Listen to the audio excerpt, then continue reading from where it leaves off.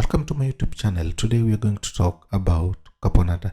If you're a returning subscriber, please hit the notification bell, and if you have not subscribed, please subscribe for more episodes. Caponata is an Italian specialty with origin in Sicily. It's the essence of Mediterranean cuisine, with its flavor and combination of fresh and brine vegetables. Caponata is more of salad or an appetizer that is altogether savory, sweet and sour, thanks to the use of brine, olive, salty capers and the spike of vinegar. First of all, I'm going to show you what to use. Already I've diced all my vegetables, so it will be easy for you to do. So those are my tomatoes, onion, we have eggplant which I've diced already. So as you can see in the picture, I've already cut my vegetable, pre-prepared them before we start cooking. First of all, you'll put oil into a pan which is already hot, and make sure to put enough oil. Don't be afraid to use oil because this dish requires little more amount of oil than usual for it to cook. As you can see, I'm using 3 pans at the same time because I'm making a big batch. And as you can see here, I've just added thyme and rosemary into all my mixture, which I'm going to cook because I want it to add flavor. So here, as you can see, I'm putting onions into the pan with the thyme and rosemary in it, and I just want to have it cooked but not burnt. I want it caramelized exactly, because everything here needs to be little caramelized, not burnt, but to be little caramelized so that it can release the flavor. We need also some smoky flavor, like it's burnt but it's not burnt. That's the main purpose of caponata, and that's why we are using the pan. Otherwise, if you don't want to go the long process which I'm doing, if you have the oven, you can use the oven. Just put everything in the oven for 25 minutes, 15 to 25 minutes, it will be done.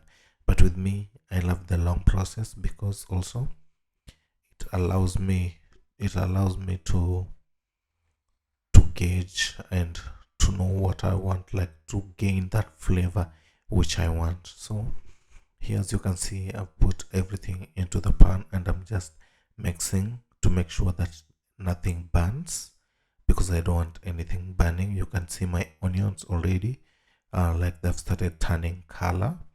Also my capsicum, the same. You can see the color has started changing, and some you can see they have started making the caramelization has started already, and that's what we need.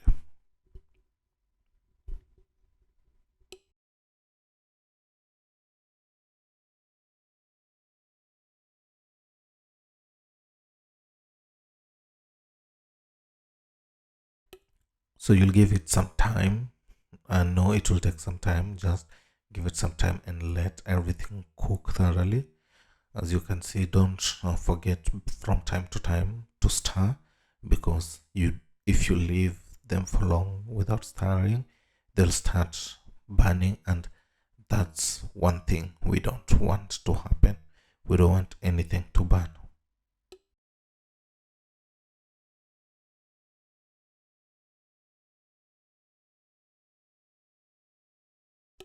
The aim purpose here is just to let everything cook well. And actually, one thing I had forgotten to inform you is that I want everything should be cooked until tender. Like the capsicum should be tender, and also the onion, apart from just caramelizing and everything, we need them soft and tender, because the dish requires that everything we cook should be soft and tender. You can see my onion, wow, they've started working they've started being tender. Also my capsicum are doing good. Yeah, I love the color, the color, and it's just amazing.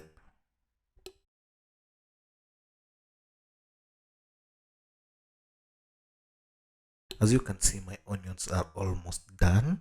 Yeah, you can see the caramelization process, how they've turned into. That's what I want. And also they're tender, not like not all are tender, but majority of them are tender. So I'll put them in I'll put them in a container, and this container contains a lid because everything is still hot. So I'll cover them to just allow the onions to continue cooking, because not everything is already cooked.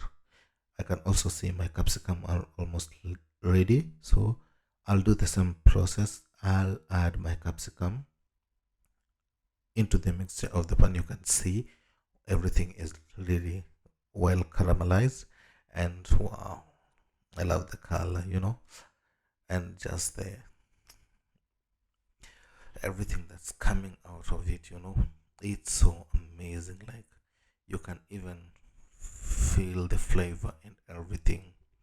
And so there, I've added my capsicum in the same pan, and you can see I'm just trying like to mix them together, and I'll cover them and just let them continue cooking as I continue with the same process with the rest of the ingredients. There you can see those are my other batch of capsicum. I'm just using the same pots because my pots are not burnt. But if you happen to burn your pot, what you can do, you can just put your pot aside, take another pot, and continue with the same process. So that was my last. And then on the other pan, I'm putting my eggplant. And one thing I want to just to tell you is that eggplant requires a lot of oil. It's not like the capsicum, the onion, and the tomato. With the eggplant, you'll have to put little more extra oil and just allow it to cook slowly and tenderly until soft.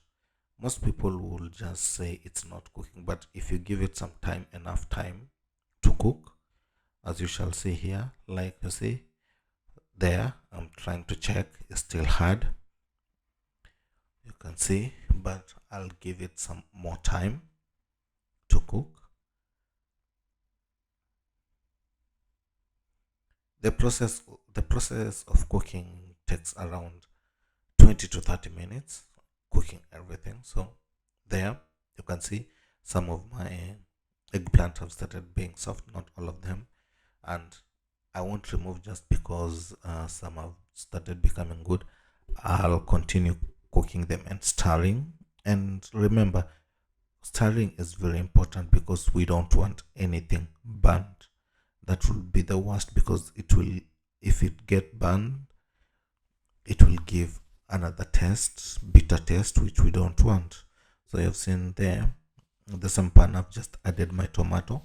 Those are my cut tomato, my fresh cut tomato. So what I forgot to tell you guys is caponata is made of eggplant, capsicum, onion, fresh tomato. Then we'll add some tomato paste onto it. Then we have capers and Kalamata olives, salt, pepper, black pepper to taste, and that's all we need. So as you can see there, wow, the rest of my ingredients which are already cooked, the capsicum and the onion already, and on the pan you can see there I'm adding also my eggplant, my first batch of eggplant, which is already cooked. So I'll just mix them together into the pan, and you can see the color is really amazing. So there, that pan, I'll add my tomatoes into the pan. Wow, you can see. So I'll just leave my tomatoes to cook until actually the tomatoes also should cook tenderly until soft. Don't worry about the water, because you'll just the water will just go down as you continue cooking and sauteing it. Don't worry, the water will reduce because it's on heat and we are doing reduction, so don't worry about the water.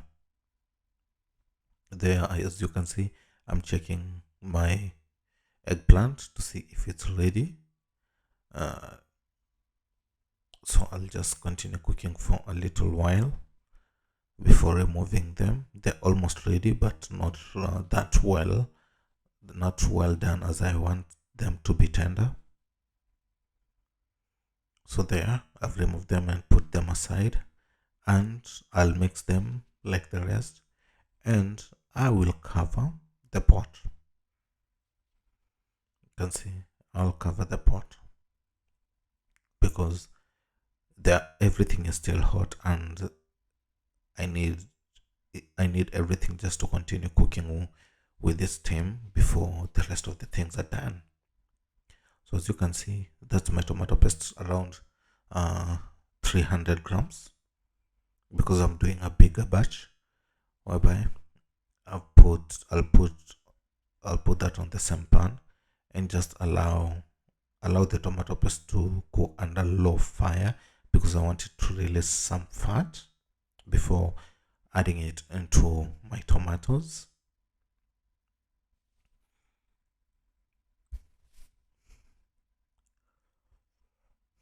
So there, sorry for that. I'll just add little oil also into it because I don't want it to burn. I don't want my tomato paste to burn.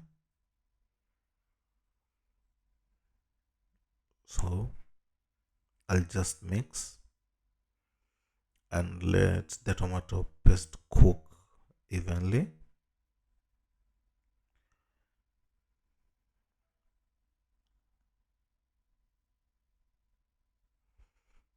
As everything is cooking, so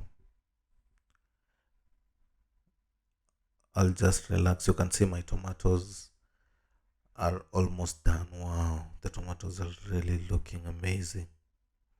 See, tender, soft, yummy. Yeah, you just feel like, ah, let me start eating. And also you can see my tomato paste. My tomato paste is done. See how it's looking, because how do you know it's done?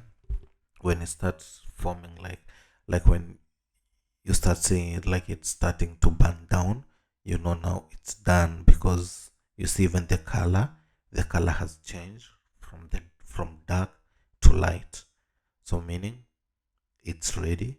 So I'll just add my tomato paste into the tomato, because I want everything to be cooked. I don't want to be raw. I don't want anything to be raw when I'm putting into my mixture.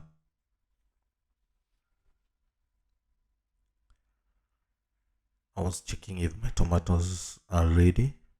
So there you see I've added my capers into the mixture. Then those are the Kalamata olives I was talking about.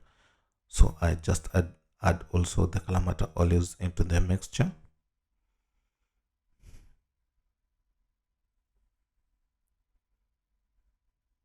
After that, I'll mix everything together. See, I'm mixing everything together, and wow, I just love the color of everything. See, like it's forming a beautiful color. And so you can see I'm adding my tomato paste, which is already cooked, into it and mixing.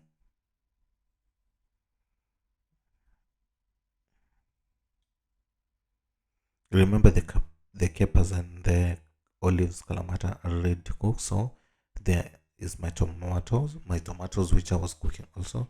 I'm adding into the mixture, just allowing everything to settle and cook, like just to blend. Like I'm I'm just leaving everything to blend together. You can see the color is really amazing.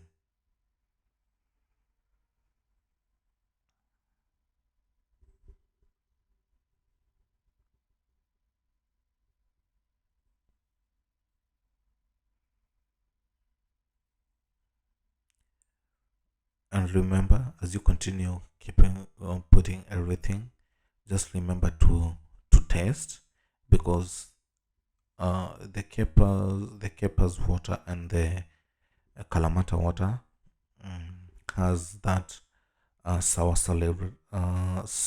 taste. So you must keep checking on. And remember, um, here also I've added my, so you can see I'm taking everything back to the pot, back on fire, because there's one ingredient which I want to add, and that's the tomato sauce, homemade tomato sauce. So you can see everything, I've removed everything from the pan which was there, and there everything is back on fire, whereby I told you I want everything cooked. So I'm just heating up, like maybe for some more 5 minutes to heat up everything. That's my homemade tomato sauce. One of these days I'll do a video of homemade tomato sauce and show you. So that's my homemade tomato sauce, which I've added onto the three. And then, still on fire, I'm mixing. Wow, it's really amazing. You see, yes, it's taking some time, but the dish, once you taste it, it's absolutely amazing. And remember, this dish is absolutely and 100% vegetarian. So you can eat it with maybe fish, or maybe, so there I'm adding some salt to taste. I'm adding some salt to taste because, you know, after putting everything, also everything has different taste and different tastes of everything. So you have just like to put some little salt and black pepper to balance everything. There you can see I've already finished, so I've just put everything back in a different container. You can see, wow, and voila, there is it. My caponata is ready. So I've just put it in a container, let it rest for a while, cool down. And because I'm doing a bigger batch, I'll put in a blast chiller. Then after it has chilled, I'll put in the chiller. But you at home, what you can do, you're doing a smaller batch, you can just keep aside and put in the fridge. That was all for today. Thank you for watching and enjoy. Bye bye.